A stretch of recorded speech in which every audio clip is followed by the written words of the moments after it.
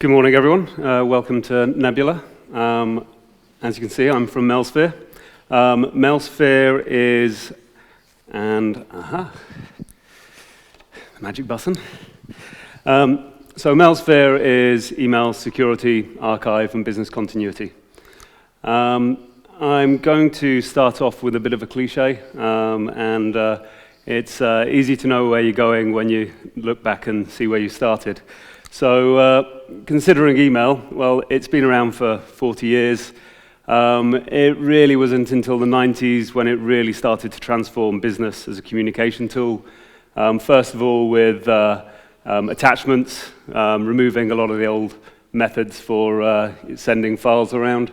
And then obviously we got the glorious spam attacks starting, and soon after, spam engines coming into the market to try and solve that problem. Into the noughties, and we start to see the BlackBerry breaking down the walls between the office and the home. So I'm sure we've all had many arguments with our missus about our partners about answering emails at home rather than leaving them at the office.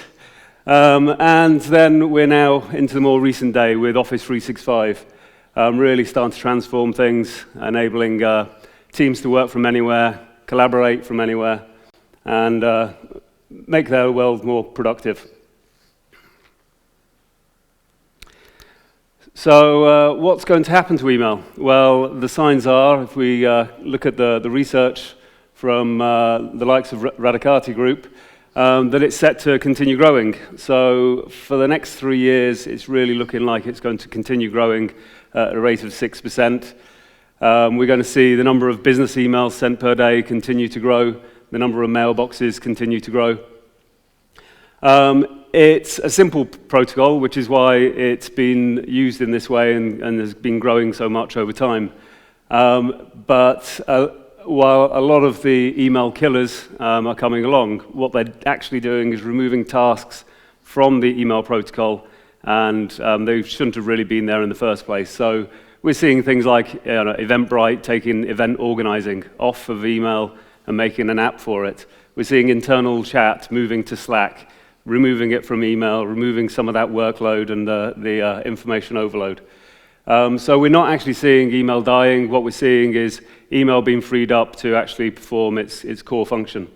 And what we're seeing as a core function is corporate identity. So if we consider that when you sign up for one of these cloud services, you start off with your corporate email address. When you meet somebody for the first time, you hand over your primary contact, which is your email address. It is your corporate identity.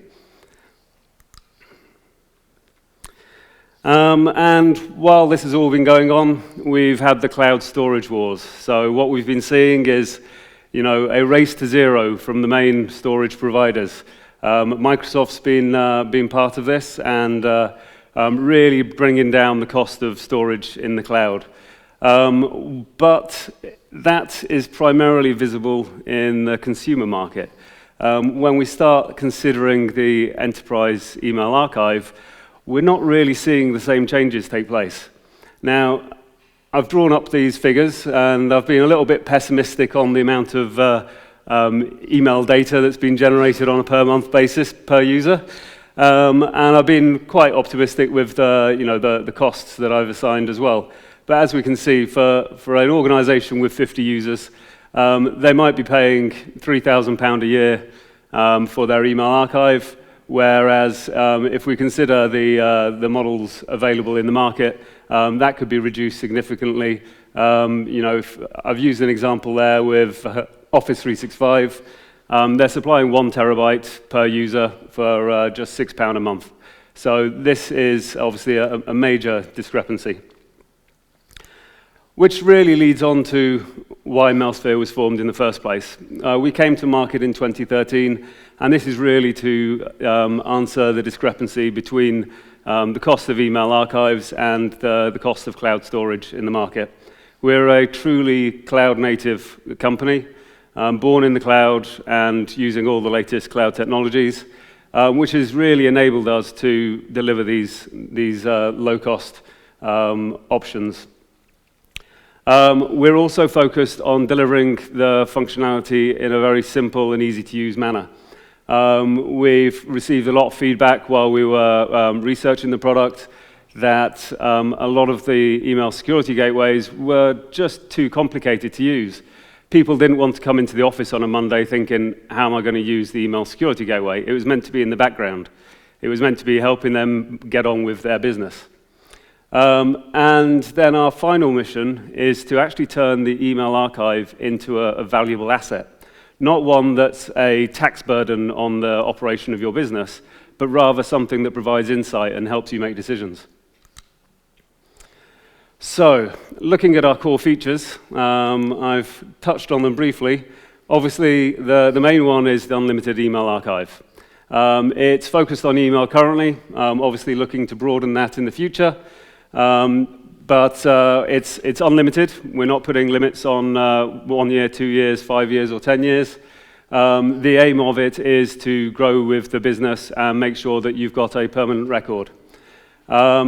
Email archives have many uses. That might be in disputes around contracts. There's lots of research that shows a contract dispute can be resolved by returning back to the original information at the time of the agreement.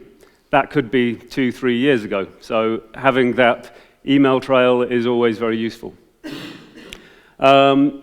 Then there's also, for individual use, just being able to safely, keep your inbox clear and be able to know that you can always get back to something should you need it. Email security, well, spam isn't going away. Malware is certainly on the rise. So we're obviously designing a 21st century system to combat this. We've, as I said, been in the market now for just over 2 years, slowly growing our customer base and partner base. Yes, providing expertise in some of the features in email security, but also in deliverability. There's a lot of practices in the industry to ensure that when you are delivering an email, other security gateways recognize you as an authentic system. So we're helping our partners and their customers make sure that when they send an email, it's always going to be delivered and it doesn't end up in somebody's junk folder. Obviously, employing encryption throughout the system. And we're purely European-based, UK-based development and operations. Business continuity. This was a feature we brought out last year. The aim of business continuity is to allow you to continue using your email communication even when your email system is down. This works by allowing the users with supported email clients to direct email straight through Mailsphere when they can't access their email system.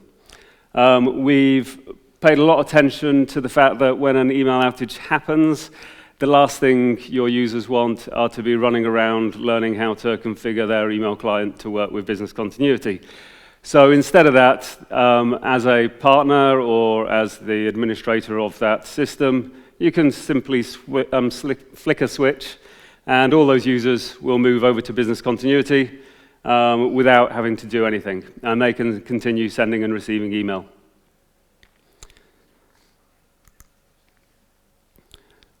And more recently, with the growth of interest in Office 365 and obviously our Outlook integration, we've really paid a lot of attention to making the integration with Office 365 as easy as it can possibly be. We can now integrate and have it configured pretty much within 5 minutes. That obviously only allows for the DNS propagation to take place afterwards. There's nothing we can really do to speed that up. The accounting configuration works with an auto discovery, so literally you added a new organization, you say it's Office 365, and it will start discovering that configuration from the Office 365 account. This is all aimed at obviously making it easier for the partners to onboard their customers. making it that they only have to configure it in one place, and Mailsphere will basically learn that configuration as it goes on. And what we're working on currently and is coming out this summer is the email intelligence. So this is really where, as I mentioned before, we're looking to turn the email archive into a valuable asset. So to start with, we'll be working on the BI tool, which will show you the obvious information around the amount of spam, your email traffic, the peaks within that traffic during the day, but also understanding the type of email that's in your archive as well, so what attachment types and things like this. That will all be part of the base price, so it's still available at a industry-defining cost. And then there'll be a premium add-on, which will be looking at even more intelligence from that email. So perhaps looking for where the sentiment from certain customers is changing over time. Perhaps one of your main customers is not becoming so happy anymore. It might be looking at the fact that your operations department are starting to respond in a slower time than they used to 6 months ago. So all this is valuable insight that you can gain from email. And yes, just a couple of examples here. So as I said, first screen, just looking at some of those email health statistics and where you're being emailed from. And obviously then going into gaining more insight and learning more about the email activity. At Mailsphere, we basically spend a lot of time working with our partners to understand the needs from your customers. This is helping to inform our roadmap. We are a young company after all, and we want to ensure that our product continues to be relevant to the market as it is today. We're not wasting our time working on features that people used yesterday. Okay, so I hope you enjoy the rest of the event, and I look forward to speaking to you later.